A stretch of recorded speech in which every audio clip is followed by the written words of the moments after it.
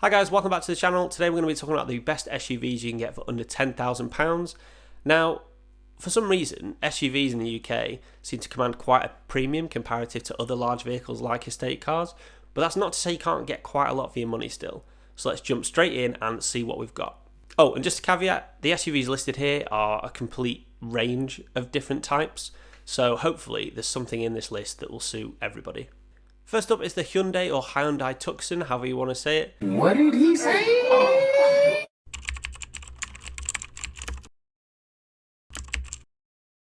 Tucson. Now the name would have you think it's some sort of rugged off-road vehicle out in the US, but in fact it's actually more suited to school drop-offs and supermarket runs.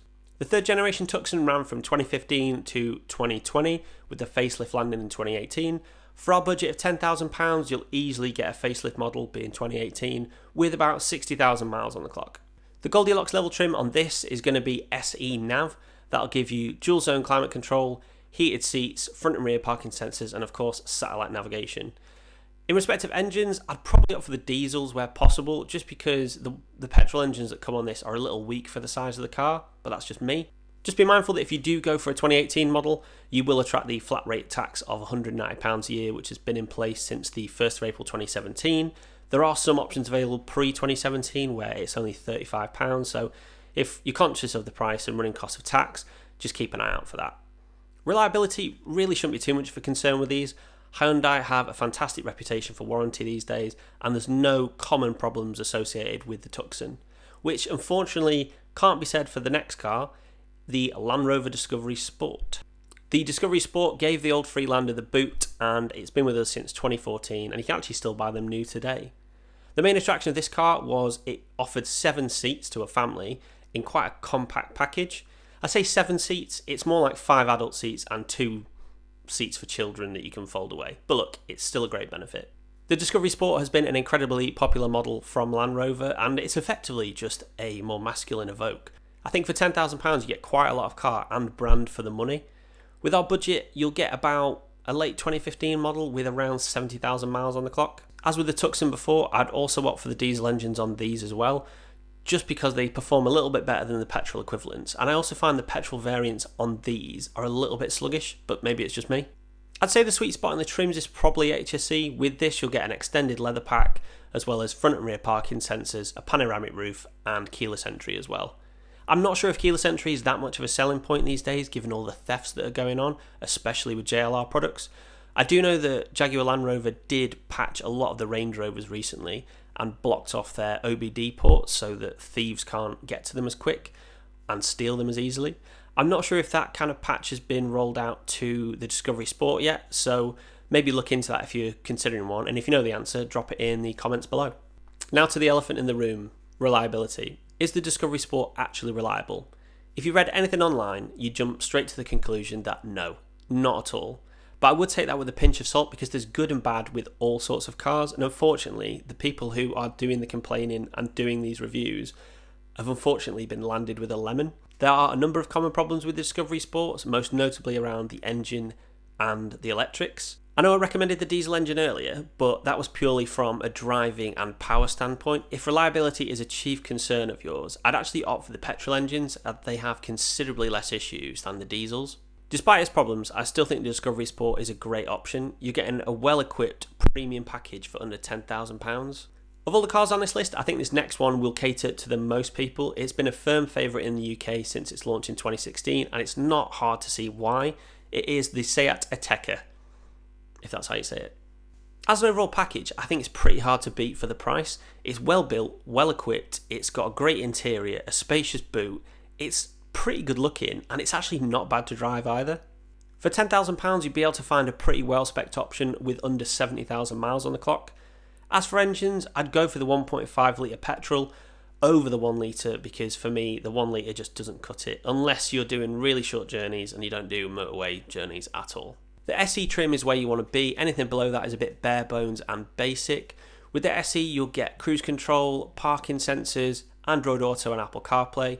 If you can get a technology pack as well, you're able to get LED headlights and sat nav as standard. But I think you'll be just fine with the SE. The Ateca as a whole is a fairly reliable car. There's no common problems associated with it. Just make sure you look for one with a good service history and you shouldn't have too many problems. If you opt for one with an automatic, it comes with the DSG gearbox from Volkswagen, which is a fantastic unit, but just make sure it's been serviced timely, because if they run out and they run longer than their service periods, they can be an absolute pain and really expensive to fix. So just one to look out for. Up next is an offering from our Swedish friends at Volvo. It is the XC60 first generation, which ran from 2008 to 2017. I don't have a huge amount to say on this one. It does exactly what it says on the tin, and it does it well. It's a well-equipped, family-friendly SUV. I don't know if it's just me, but I feel the exterior design is aged really well, given this goes all the way back to 2008. The interior lets it down ever so slightly, but it's by no means dated. It's just a little behind the curve of its rivals. For our budget, there are a variety of options.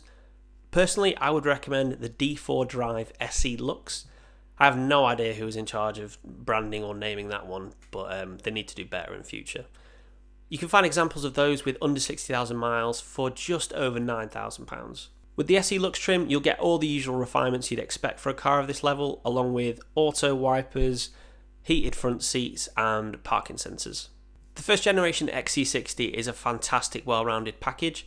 I've obviously recommended the trim I said before, I'm not saying it again, but those aren't your only options. If you want to spend a little less, you can easily get lower spec early examples for under £7,000, which is a fantastic price and a hell of a lot of car for the money. Next up is our smallest offering on the list. Built off the platform of the Volkswagen Polo, it is the Volkswagen T-Cross. Now, not only is this the smallest offering, but it's also the most modern, with the T-Cross first being released in 2019. If I'm honest, I struggled to keep up with the Volkswagen SUV range, but this is slightly smaller than the Volkswagen T-Roc. Think of it less of an SUV and more of a Polo on stilts. £10,000 will get you a late 2019 model with under 90,000 miles on the clock. With the engines on this, the 1 litre petrol is fine for most people given how small this car is. If you do longer journeys or you're on the motorways a bit more, I'd probably opt for the 1.5 litre just so you've got that bit extra power.